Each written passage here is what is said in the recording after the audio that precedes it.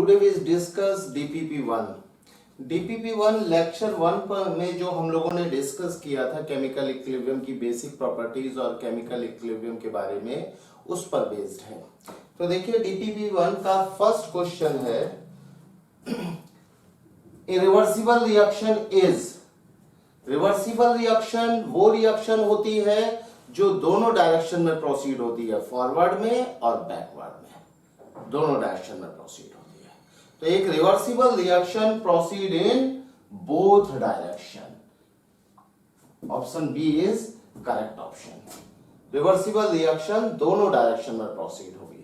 Question number 1 का correct option है B option. Question number 2, a chemical reaction is at equilibrium when। तो chemical reaction जब equilibrium पर होगी, तो इक्विलिब्रियम पर क्या मैंने प्रॉपर्टी डिस्कस की थी? इक्विलिब्रियम पर मैंने बताया था कि इक्विलिब्रियम पर रिएक्टेंट और प्रोडक्ट सभी के अमाउंट्स कांस्टेंट हो जाएंगे। इक्विलिब्रियम के बाद किसी के अमाउंट चेंज नहीं होंगे। क्यों कांस्टेंट हो जाएंगे? क्योंकि इक्विलिब्रियम पर जिस रेट से रिएक्शन फॉरवर्ड डायरेक्शन में होती है, उसी रेट से बैकवर्ड डायरेक्शन में होती है। देखिए ये एग्जांपल है nitrogen gas plus hydrogen gas, इसकी रिएक्शन से अमोनिया फॉर्म हो रहा है, twice NH3 gas. At equilibrium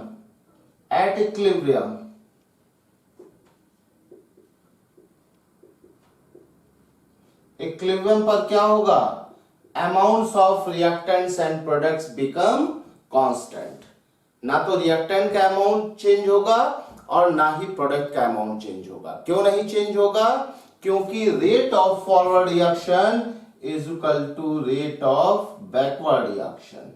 forward reaction का जो रेट होगा वही बैकवर्ड रिएक्शन का रेट होगा। रेट ऑफ फॉरवर्ड रिएक्शन और rate of backward reaction equal होंगे। जिस रेट से रिएक्शन फॉरवर्ड डायरेक्शन में हो रही होगी, उसी रेट से बैकवर्ड डायरेक्शन में रिएक्शन हो रही होगी। मतलब फॉरवर्ड डायरेक्शन में रिएक्शन का मतलब है rate of formation of ammonia. जिस रेट से अमोनिया फॉर्म हो रहा होगा, बैकवर्ड रिएक्शन का मतलब है rate of consumption of ammonia, यानी कि rate of formation of ammonia is equal to rate of consumption of ammonia.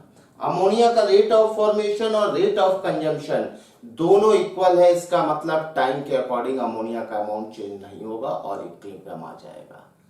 तो eight equilibrium reactants are completely transferred into product. ऐसा तो होता ही नहीं है। ये इरिवर्सिबल रिएक्शन की प्रॉपर्टी है और इरिवर्सिबल रिएक्शन में केमिकल इक्विलिब्रियम नहीं होता, उसमें रिएक्शन कंप्लीट हो जाती है। B, rate of forward reaction is equal to rate of backward reaction. C option, formation of product is minimize, गलत बात है। Equal amounts of reactants and products are present, it is not necessary. Reactants और product के amounts constant हो जाएंगे। अब इसमें reactant ज्यादा होगा या प्रोडक्ट ज्यादा होगा, ये रिएक्शन के नेचर पर डिपेंड करेगा। इक्विलिब्रियम पर इनके अमाउंट्स कांस्टेंट हो जाएंगे, अमाउंट चेंज नहीं होंगे। लेकिन रिएक्टेंट ज्यादा होगा या प्रोडक्ट ज्यादा होगा, ये इसके नेचर पर डिपेंड करता है। हो सकता है रिएक्टेंट इक्विलिब्रियम पर ज्यादा हो, प्रोडक्ट कम हो सकता है रिएक्टेंट कम हो, प्रोडक्ट ज्यादा हो, depending on nature of reaction. Question number 3, molar concentration of 96 gram O2 contained in a 2 liter vessel। Question number 3 देखिए, मोलर कंसंट्रेशन। मोलरिटी क्या होती है? मोलरिटी होती है moles present in 1 litre, number of moles upon volume in litre, upon volume in litre. अभी number of moles कैसे निकालेंगे? Given mass upon GMM। into volume in litre. Given mass कितना है 96 ग्राम, 96 ग्राम, 96 ग्राम और जीएमएम 32, ऑक्सीजन का GMM 32, volume कितना है 2 litre, कितना हो जाएगा 3/2 मतलब 1.5 molar. Option B is correct option.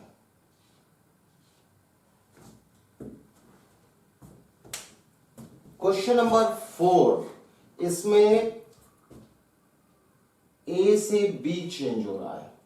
Initially हमने केवल ए का लिया है, ए का कंसंट्रेशन ए मोलर है और बी 0 है। आपको कंसंट्रेशन वर्सेस टाइम ग्राफ जज करना है कि कौन सा होगा। अभी देखिए ए का ए मोलर है और बी का 0 है, और जब इक्विलिब्रियम आएगा तो क्या होगा, ए का कंसंट्रेशन डिक्रीज करेगा। क्यों डिक्रीज करेगा, क्योंकि हमें पता है T = 0 पर जो रेट ऑफ फॉरवर्ड रिएक्शन होगा वो होगा KF इंटू ए का कंसंट्रेशन, और ये होगा KF इंटू ए, और रेट ऑफ बैकवर्ड रिएक्शन होगा KB इंटू 0। तो initially rate of forward reaction KF A है और रेट ऑफ बैकवर्ड रिएक्शन 0 है। और हमें ये बात पता है at equilibrium rate of forward reaction should be equal to rate of backward reaction. Rate of forward reaction और रेट ऑफ बैकवर्ड रिएक्शन दोनों इक्वल होने चाहिए। अब दोनों इक्वल कब होंगे, दोनों इक्वल तब होंगे जब फॉरवर्ड रिएक्शन कम होगा और बैकवर्ड रिएक्शन बढ़ेगा। फॉरवर्ड रिएक्शन कम होगा और बैकवर्ड रिएक्शन बढ़ेगा, इसका मतलब रिएक्शन फॉरवर्ड जाएगी। Initially reaction goes to forward direction. Initially reaction goes to forward direction,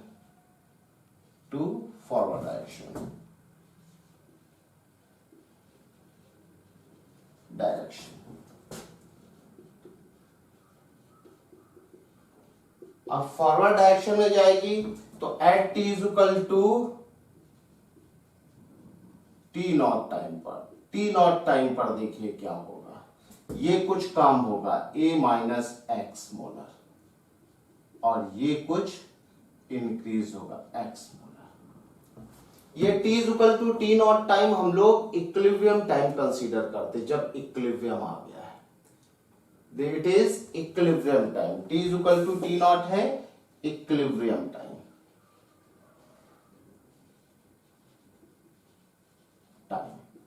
जब हमारी रिएक्शन में इक्विलिब्रियम आ गया है, मतलब हमारी रिएक्शन इक्विलिब्रियम अटेंड कर चुकी है। अभी देखिए इन दोनों के कंसंट्रेशंस इक्वल होंगे या ए का ज्यादा होगा बी का ज्यादा होगा, इसके बारे में हम कोई बात नहीं कह सकते, ये डिपेंड करेगा इस रिएक्शन के नेचर पे। लेकिन इतना बात कांस्टेंट, इतनी बात कंफर्म है कि एट इक्विलिब्रियम पर दोनों रिएक्शंस के रेट इक्वल होंगे। फॉरवर्ड रिएक्शन के और बैकवर्ड रिएक्शन के रेट इक्वल होने की वजह से दोनों के कंसंट्रेशन कांस्टेंट हो जाएंगे। तो अभी यहां पर देखिए ए का कंसंट्रेशन डिक्रीज हो रहा है, कांस्टेंट हो रहा है, बी का कंसंट्रेशन इंक्रीज हो रहा है, T = T0 पर कांस्टेंट हो रहा है। ये हो सकता है। अब दोनों के कंसंट्रेशन इक्वल होंगे, ऐसा हो सकता है। यहां पर देखिए ए का कंसंट्रेशन डिक्रीज हो रहा है, T = T0 पर कांस्टेंट हो रहा है, बी का कंसंट्रेशन इंक्रीज हो रहा है, कांस्टेंट हो रहा है, और यहां पर बी का कंसंट्रेशन ए से ज्यादा है, it is also possible. Here A का कंसंट्रेशन डिक्रीज हो रहा है, T = T0 पर कांस्टेंट हो रहा है, बी का 0 से इंक्रीज हो रहा है, कांस्टेंट हो रहा है, ये भी पॉसिबिलिटी हो सकती है। आंसर हमारा होगा डी, ये हमारा आंसर होगा, क्योंकि सारी ऑप्शन ए बी सी है, इसलिए आंसर होगा डी। क्वेश्चन नंबर 5, इस क्वेश्चन में initially the reactions in the container A and B are at equilibrium. Initially container A और बी में रिएक्शंस इक्विलिब्रियम में है। यहां पर नाइट्रोजन हाइड्रोजन से रिएक्ट करके अमोनिया फॉर्म कर रहा है, यहां पर नाइट्रोजन ड्यूटेरियम से रिएक्शन करके ND3 फॉर्म कर रहा है। When the products and reactants are put together in a container C, equilibrium पर जब ये रिएक्शंस हैं तो इनको कंटेनर सी में ट्रांसफर कर दिया गया है। दोनों रिएक्शंस को हमने कंटेनर सी में मिक्स कर दिया है। आपसे पूछा है the total number of different compounds are, इस सी कंटेनर में कितने कंपाउंड्स टोटल प्रेजेंट होंगे। तो देखिए यहां पर जब रिएक्शन हो रही है तो रिएक्शन में हमें पता है कि नाइट्रोजन मॉलिक्यूल हाइड्रोजन मॉलिक्यूल से रिएक्ट करके अमोनिया बना रहा है। साइमल्टेनियसली अमोनिया ब्रेक हो रहा है नाइट्रोजन और हाइड्रोजन में। जब रिएक्शन होती है तो मॉलिक्यूल्स की बॉन्ड ब्रेक होती है और बॉन्ड ब्रेक होने के बाद न्यू बॉन्ड फॉर्मेशन होती है। उस न्यू बॉन्ड फॉर्मेशन से जो नया कंपाउंड बनता है उसे हम प्रोडक्ट बोलते हैं। यहां पर सबसे पहले नाइट्रोजन एटम में ब्रेक होगा, नाइट्रोजन एटम में कन्वर्ट होगा, नाइट्रोजन नाइट्रोजन के बीच की बॉन्ड ब्रेक होगी और हाइड्रोजन के बॉन्ड बीच की बॉन्ड ब्रेक होगी। फिर एक नाइट्रोजन 3 हाइड्रोजन एटम के साथ में न्यू बॉन्ड फॉर्मेशन करेगा और जो ये प्रोडक्ट होगा ये अमोनिया होगा। सिमिलरली अमोनिया में नाइट्रोजन हाइड्रोजन के बीच की बॉन्ड ब्रेक होगी और फिर हाइड्रोजन हाइड्रोजन एटम मिलके H2 बनाएंगे और नाइट्रोजन नाइट्रोजन मिलके N2 बनाएंगे। मतलब नाइट्रोजन का बॉन्ड फिजन होगा और हाइड्रोजन का बॉन्ड फिजन होगा, देन न्यू कॉम्बिनेशन अमोनिया बनेगा। अमोनिया का बॉन्ड फिजन होगा, उससे फिर से नए कॉम्बिनेशन नाइट्रोजन और हाइड्रोजन सेम कंडीशंस पर फॉर्म होंगे। रिएक्शन फॉरवर्ड भी होगी और बैकवर्ड भी होगी।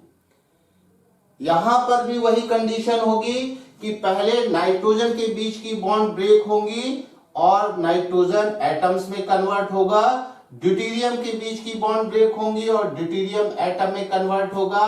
नया कॉम्बिनेशन बनेगा नाइट्रोजन ड्यूटेरियम एटम के साथ में मिलके ND3 बनाएगा, ND3 बनाएगा। अब ये देखिए जब इनको हम एक ही कंटेनर में रखेंगे तो नाइट्रोजन प्रेजेंट होगा, उसमें हाइड्रोजन प्रेजेंट होगा और अमोनिया प्रेजेंट होगा।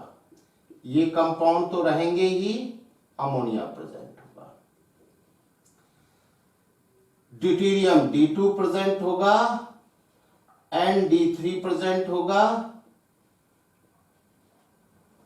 इसके अलावा हमें यह बात पता है कि हाइड्रोजन प्रोटियम और ड्यूटेरियम ये आइसोटोप्स हैं। हाइड्रोजन H से हम प्रोटियम, हाइड्रोजन के 3 आइसोटोप्स होते हैं, प्रोटियम ड्यूटेरियम और ट्राइटियम।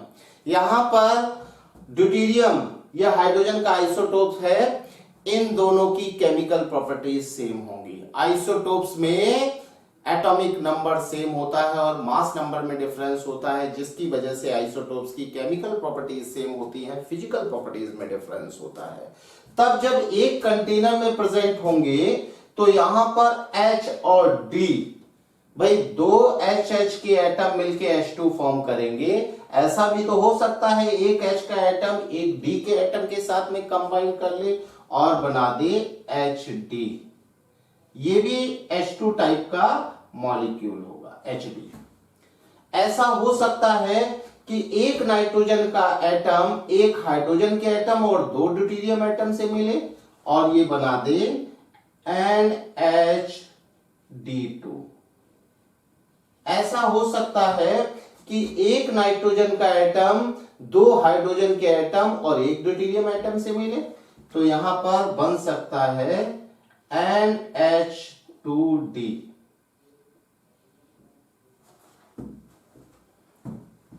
टोटल इतने प्रोडक्ट्स की पॉसिबिलिटी है। देखिए यहां पर नाइट्रोजन का बॉन्ड फिजन भी हो रहा है फॉरवर्ड रिएक्शन में, और NN के बीच में बॉन्ड फॉर्मेशन भी हो रहा है बैकवर्ड रिएक्शन में। सिमिलरली हाइड्रोजन का बॉन्ड फिजन हो रहा है फॉरवर्ड रिएक्शन में, और बैकवर्ड रिएक्शन में दो हाइड्रोजन एटम मिलके H2 मॉलिक्यूल बना रहे हैं। तो यहां पर दो हाइड्रोजन एटम मिलके H2 मॉलिक्यूल बना रहे हैं, तो एक हाइड्रोजन और एक ड्यूटेरियम मिल सकता है, क्योंकि ये ड्यूटेरियम और ये हाइड्रोजन दोनों की रिएक्टिविटी सेम है। सिमिलरली यहां पर नाइट्रोजन का एक एटम, एक प्रोटियम का एटम और दो ड्यूटेरियम का एटम मिलके ये बना सकते हैं। ऐसा हो सकता है एक नाइट्रोजन का एटम, दो प्रोटियम के एटम और एक ड्यूटेरियम, ये बनेगा। तो there are total number of compounds present in C container 1 2 3 4 5 6 7 8. Answer D is correct answer. Answer is option D. D option. Question number 6. Consider the following cases. यहां पर तीन केस कंसीडर किए गए हैं। हाइड्रोजन प्लस I2 से twice HI बन रहा है, ये रिवर्सिबल रिएक्शन का केस है। दूसरा है एक फर्नेस से एक मेटल रॉड लगी हुई है, और ये मेटल रॉड फर्नेस से हीट को एब्जॉर्ब कर रही है और एटमॉस्फेयर में हीट को ट्रांसफर कर रही है, कंडक्ट कर रही है। Temperature become constant. Third case है एक टैंक एक वाटर से क्या हो रहा है, फिलअप हो रहा है, और दूसरे टैप से वाटर एग्जिट कर रहा है।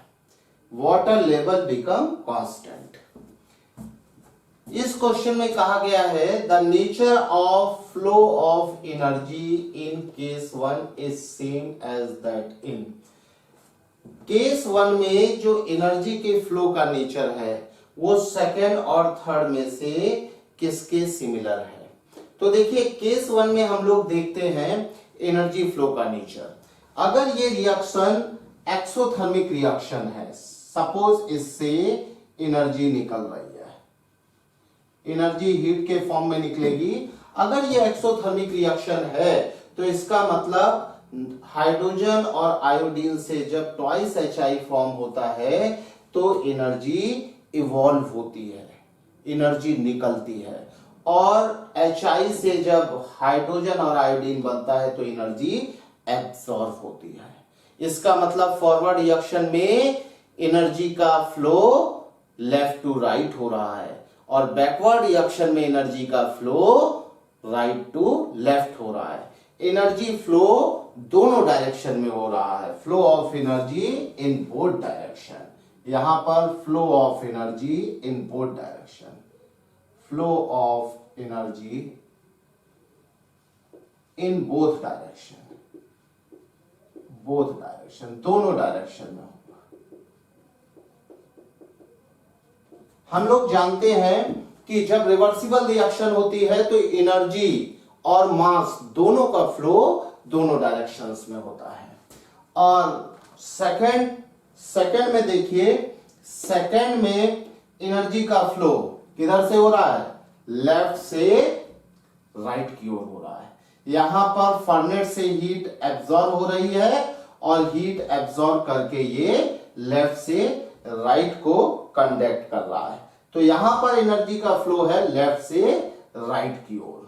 यहां पर देखिए temperature T1, T2, T3, T4 constant हो गए हैं। इसका मतलब जिस रेट से किसी पॉइंट पर हीट एब्जॉर्ब की जा रही है उसी रेट से उस पॉइंट से हीट एग्जिट हो रही है। Rate of flow of heat is constant, dQ/dt constant है, dQ/dt कांस्टेंट है। और हीट का फ्लो हायर टेम्परेचर से लोअर टेम्परेचर की ओर होता है। इसका मतलब हीट इस डायरेक्शन में फ्लो कर रही है तो T1 का टेम्परेचर ज्यादा होगा, उससे कम T2 का, उससे कम T3 का और सबसे कम T4 का। हीट का फ्लो लेफ्ट टू राइट हो रहा है। यहां flow of heat is left to right, flow of heat is left to right, left to right.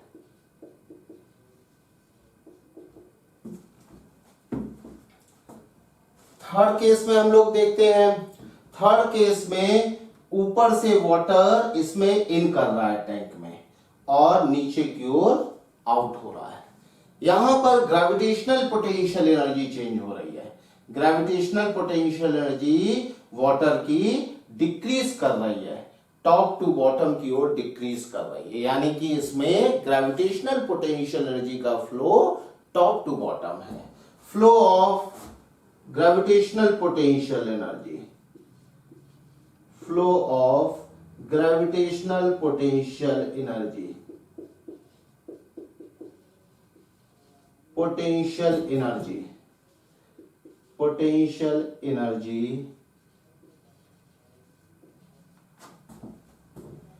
is top to bottom, top to bottom।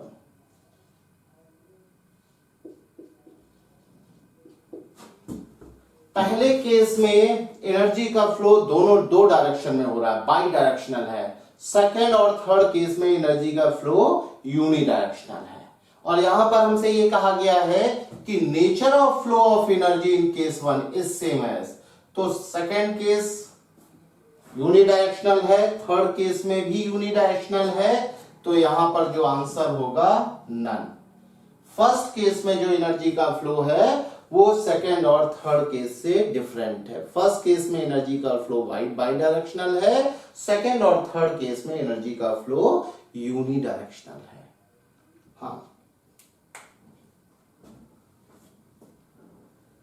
One और more than one correct option. अभी हम लोग ऐसे questions discuss करेंगे जिसमें एक से ज्यादा करेक्ट ऑप्शन हो सकते हैं। देखिए क्वेश्चन नंबर फर्स्ट में क्या है, correct option about chemical equilibrium. Question number first,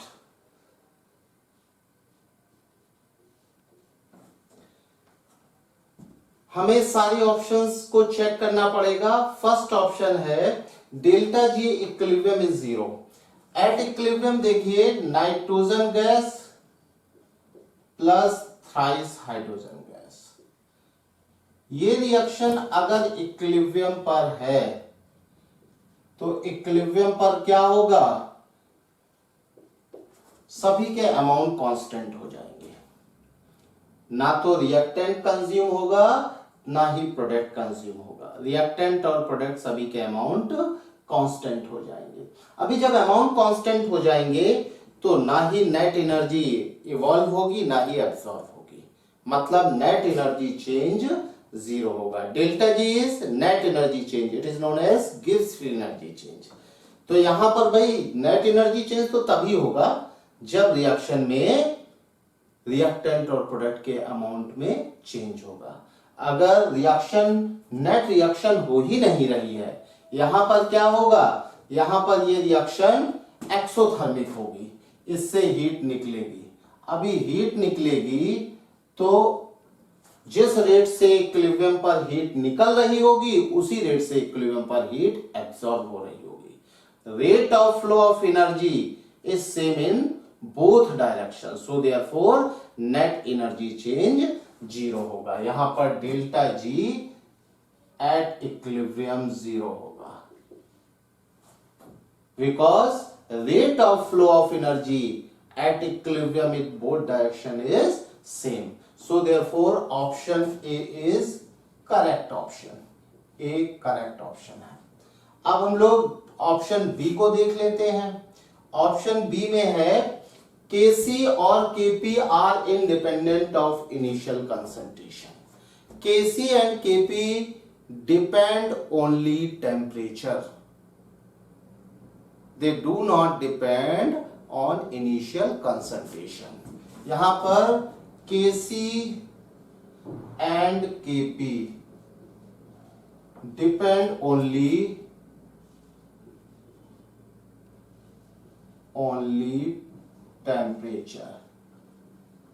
temperature पर डिपेंड करेंगे, इसलिए ये ऑप्शन भी सही होगा। Option number third, catalyst has no effect on equilibrium state, ये बात भी बिल्कुल सही है। कैटलिस्ट इक्विलिब्रियम स्टेट पर कोई इफेक्ट नहीं डालेगा। Catalyst change time of equilibrium,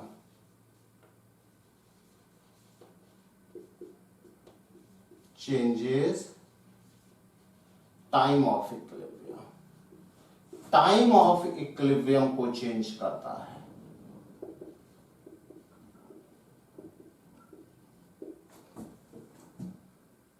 It does not change equilibrium state, equilibrium state पर कोई इफेक्ट नहीं डालता है। डी ऑप्शन देखते हैं। डी ऑप्शन में रिएक्शन स्टॉप्स एट इक्विलिब्रियम, ये बात गलत है। D option is wrong. Equilibrium पर रिएक्शन स्टॉप नहीं होती है, बल्कि दोनों डायरेक्शन में सेम रेट से होती है। At equilibrium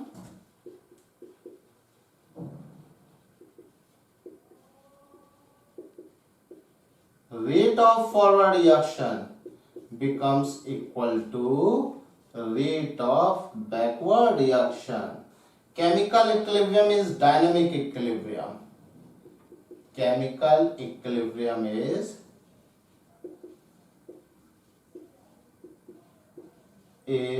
dynamic equilibrium.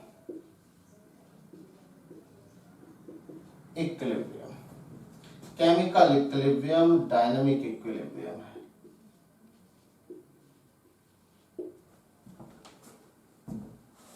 Understand? इसका आंसर होगा A, B and C. 3 options are correct. Question number 2। Question number 2 देखिए, for a reaction N2 plus thrice S2 gives twice NH3, value of Kc does not depend।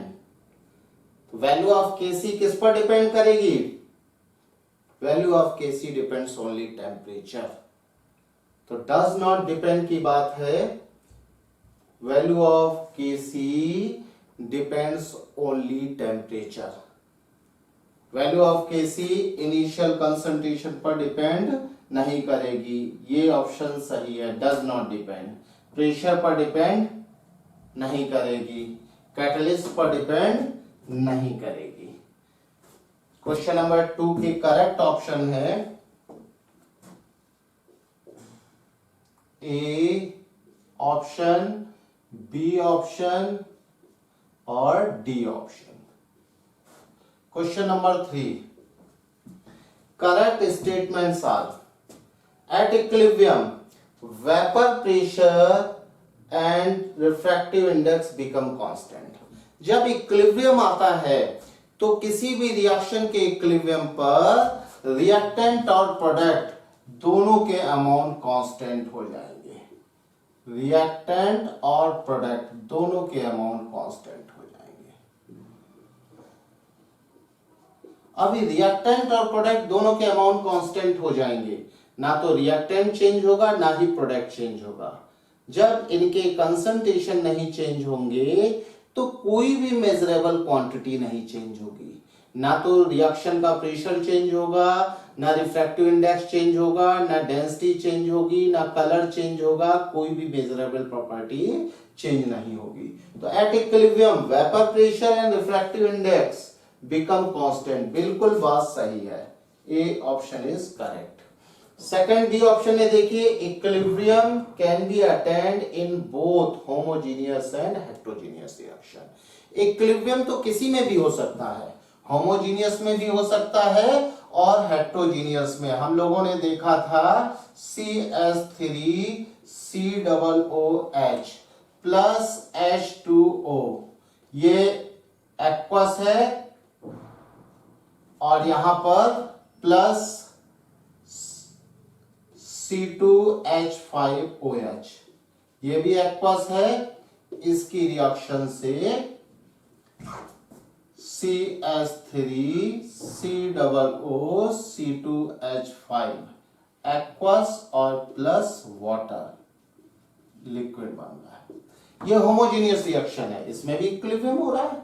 Gaseous homogeneous reaction हम लोगों ने देखी है, N2 gas plus thrice H2 gas, इससे बनता है twice NH3 gas.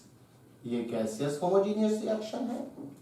Heterogeneous reaction CaCO3 solid, इसको heat करेंगे CaO सॉलिड और CO2 गैस। तो इक्विलिब्रियम होमोजीनियस में भी हो सकता है और हेट्रोजीनियस में भी हो सकता है। बी ऑप्शन भी करेक्ट है। C option, approach to the equilibrium is fast initially and decreases. Initially equilibrium को अप्रोच करना मतलब रिएक्शन फास्ट अप्रोच करती है और फिर धीरे धीरे डिक्रीज करती जाती है। ये बात बिल्कुल सही है। क्यों?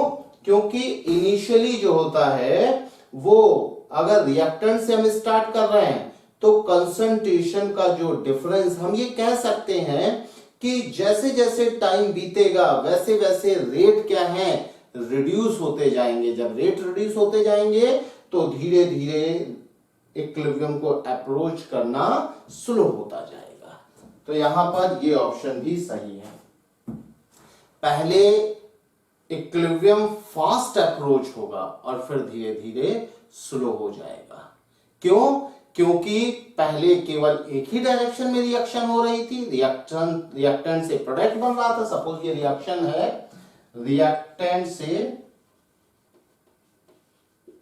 प्रोडक्ट बन रहा है। अब रिएक्टेंट से प्रोडक्ट बन रहा है और आपने सपोज T इक्वल टू 0 पर इसका ए मोलर कंसंट्रेशन ले लिया और ये 0 है।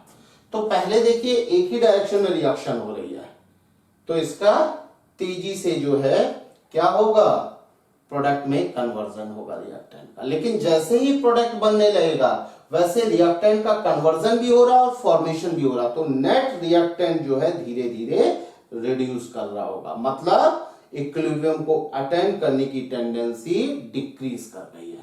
पहले तो केवल रिएक्टेंट से प्रोडक्ट फॉर्म हो रहा है, जब रिएक्टेंट से प्रोडक्ट फॉर्म हो रहा तो तेजी से रिएक्टेंट इक्विलिब्रियम को अप्रोच कर रहा होगा। लेकिन जैसे ही प्रोडक्ट बन जाएगा वैसे प्रोडक्ट से रिएक्टेंट बनने लगे, मतलब रिएक्टेंट कंज्यूम भी हो रहा है और रिएक्टेंट फॉर्म भी हो रहा है। तो रिएक्टेंट इक्विलिब्रियम कंसंट्रेशन को स्लोली अप्रोच करेगा। तो यहां पर इनिशियली क्या है, इक्विलिब्रियम को अटेन करना फास्ट होगा और धीरे धीरे डिक्रीज करेगा।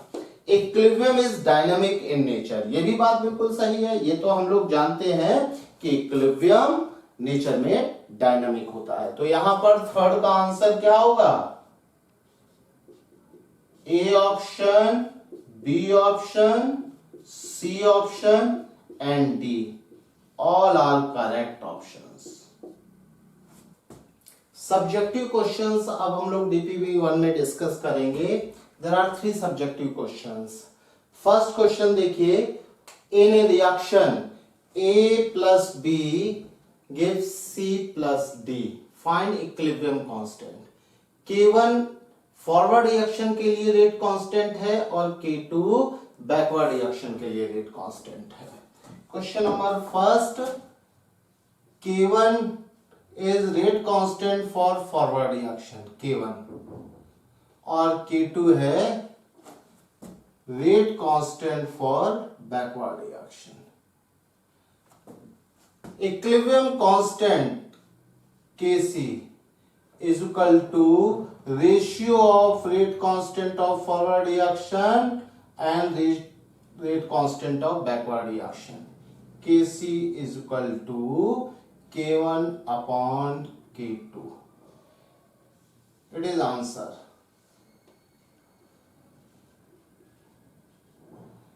Question number 2, What is the active mass of 5.6 liter of O2 at STP? Active mass क्या होता है भाई? Active mass is molarity. बस डिफरेंस क्या होता है? एक्टिव मास की कोई यूनिट नहीं होती और मोलरिटी की यूनिट होती है मोल पर लीटर, इसलिए मोलरिटी का मॉड लगाएंगे। एक्टिव मास मोलरिटी के मॉडुलस के इक्वल होगा, मैग्नीट्यूड सेम होगा, ये यूनिट लेस है और इसकी यूनिट है मोल पर लीटर। तो अभी मोलरिटी क्या होती है? मोल पर लीटर। तो हम लोग 5.6 लीटर में मोल्स देख लेते हैं। Moles of O2, moles of O2 क्या फॉर्मूला होता है? Volume at STP, volume at STP in litre. Litre में एसटीपी पे वॉल्यूम अपॉन 22.4, ये कितना होगा? 5.6 अपॉन 22.4, 1/4 मोल। अभी इतना मोल कितने वॉल्यूम में प्रेजेंट है? 5.6 लीटर में। तो मोलरिटी क्या होगी? मोलरिटी मोल पर litre. Active mass, active mass is equal to mole, mole upon volume in litre. Mole 1/4 और वॉल्यूम 5.6, कितना आ जाएगा? 1/22.4। इसे कैलकुलेट करेंगे 0.0446 आएगा। इसकी कोई यूनिट नहीं होगी because active mass is unitless. Question number 3 देखते हैं। Right expression for Kc and Kp for given reaction. देखिए Kc के एक्सप्रेशन में हम लोग मोस्ट फ्री स्टेट कंसीडर करते हैं। We consider most free state, most free state, free state in expression of Kc और Kp के एक्सप्रेशन में केवल गैसियस स्टेट कंसीडर करते हैं। We consider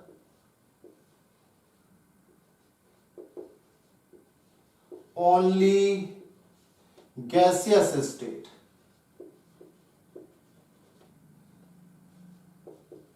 state in expression of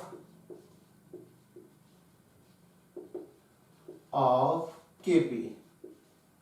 तो हम लोग देख लेते हैं फर्स्ट में,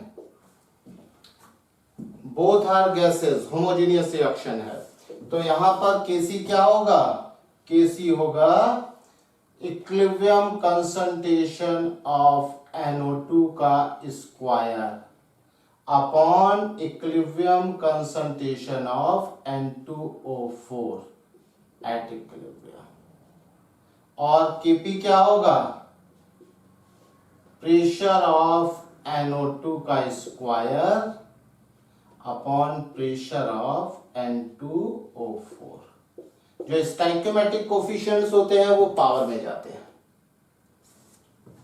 सिमिलरली सेकंड में देखते हैं। सेकंड में सॉलिड स्टेट है, गैसेस स्टेट है, सॉलिड गैस। तो हम Kc के एक्सप्रेशन में सबसे फ्री स्टेट कंसीडर करेंगे, केवल गैस को लेंगे। तो यहां पर Kc का एक्सप्रेशन क्या होगा? Kc हो जाएगा कंसंट्रेशन ऑफ H2 का पावर 4, कंसंट्रेशन ऑफ H2O का पावर 4।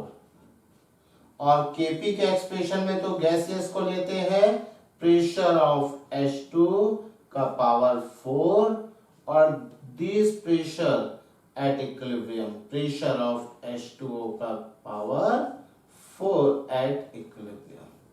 ये इक्विलिब्रियम पर होने चाहिए। सारी कंसंट्रेशन हम लोग इक्विलिब्रियम पर लेते हैं।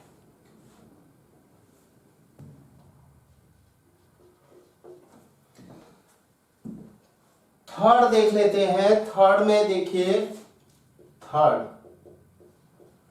थर्ड में हमारा सॉलिड स्टेट है और गैसियस स्टेट है। तो केसी के एक्सप्रेशन में हम लोग मोस्ट फ्री स्टेट कंसीडर करेंगे, तो केसी क्या होगा, केवल गैसेस कंसीडर करेंगे। तो यहां पर प्रोडक्ट का कंसंट्रेशन का multiplication at equilibrium upon reactant, reactant में सॉलिड है तो क्या आएगा, concentration of H2S into concentration of ammonia.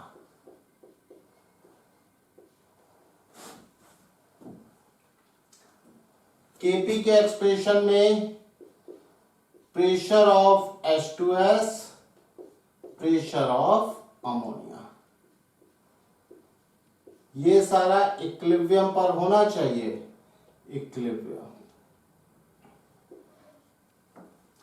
Fourth में देखिए, फोर्थ में सारे लिक्विड फेज में है, तो केसी के एक्सप्रेशन में लिक्विड्स को लेंगे। KC is equal to concentration of ester CS3 COOC2H5 at equilibrium, concentration of water at equilibrium upon concentration of acetic acid at equilibrium into concentration of C2H5OH at equilibrium. Kp not defined, ऐसा इसलिए है क्योंकि यहां पर gaseous state में कुछ है ही नहीं। केपी के एक्सप्रेशन में हम लोग केवल गैसेस को कंसीडर करते हैं और यहां गैस में कुछ है ही नहीं, गैसियस स्टेट है ही नहीं। फिफ्थ में देखिए, फिफ्थ में सॉलिड और गैस, तो यहां पर केसी क्या होगा, कंसंट्रेशन ऑफ CO2 और केपी क्या होगा, pressure of CO2 at equilibrium, ये प्रेशर इक्विलिब्रियम पर।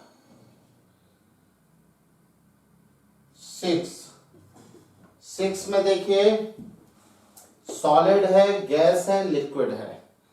केसी के एक्सप्रेशन में केवल और केवल हम लोग गैस को कंसीडर करेंगे, मोस्ट फ्री स्टेट गैस है।